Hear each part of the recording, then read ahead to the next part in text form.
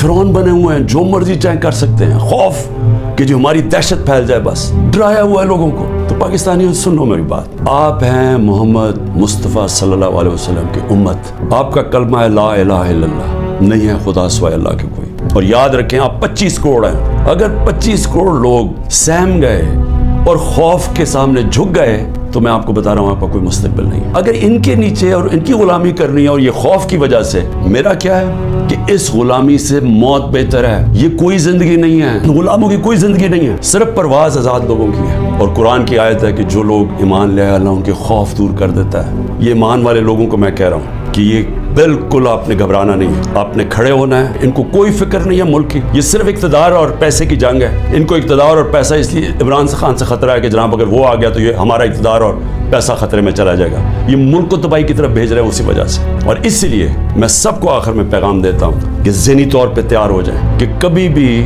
आज़ादी कोई प्लेट में रख के नहीं देता, आज़ादी के लिए कुर्बानियाँ देनी पड़ती हैं। और आप सबको, मैं भी तैयार हूँ, आप सबको तैयार होना चाहिए कुर्बानियों। पाकिस्तान पाइंदाबाद।